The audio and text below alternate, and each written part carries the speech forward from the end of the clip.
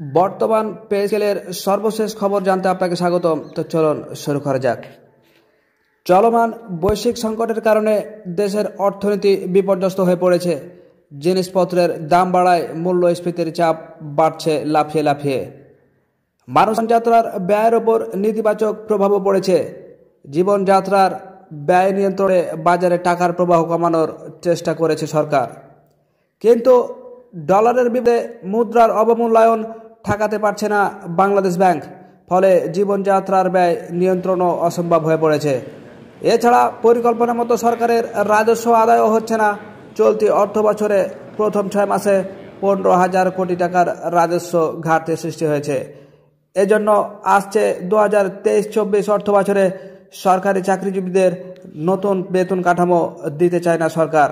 তবে মূল্যস্ফীতির চাপ বিবেচনা নিয়ে নতুন স্কেলের পরিবর্তে 10 থেকে 20% মহার্ঘ ভাতার ঘোষণা দিতে পারেন অর্থমন্ত্রী আহমদ মোস্তফা কামাল। অর্থ বিভাগ সূত্রে এ সকল তথ্য জানা গেছে। সাধারণত সরকার প্রতি 5 বছর অন্তর অন্তর একটি নতুন পে স্কেল ঘোষণা করে। 2009 সালে সপ্তম পে স্কেল ঘোষণা করার পর 2015 সালে জুলাইয়ে একটি নতুন বেতন স্কেল প্রয়োগ করে বেতন প্রায় 100% বৃদ্ধি করে। এরপর থেকে 5% হারে ইনক্রিমেন্ট পাচ্ছেন চাকরিজীবীরা। কিন্তু বর্তমানে যা জিনিসপত্রের দাম বেড়েছে তা প্রায় বুঝতেই পারছেন, সেটার বলার অবকাশ নেই। এজন্য আগামী বছর নতুন বেতন কাঠামোর পরিবর্তে আপাতত মহার্ঘ ভাতা ঘোষণা করতে যাচ্ছে অর্থমন্ত্রী। সম্প্রতি সচিবালয়ে অর্থমন্ত্রীর নেতৃত্বে সম্পদ ব্যবস্থাপনা কমিটি সভায় এ বিষয়টি তোলা হলেও তা প্রত্যাখ্যান হয়েছে। এজন্য প্রাথমিকভাবে সিদ্ধান্ত নেওয়া হয়েছে মহার্ঘ ভাতা ঘোষণা করা হবে, যদিও সরকারি চাকরিজীবীদের অনেকে এতে অসন্তোষ ও ক্ষুব্ধ প্রতিক্রিয়া ব্যক্ত করেছেন।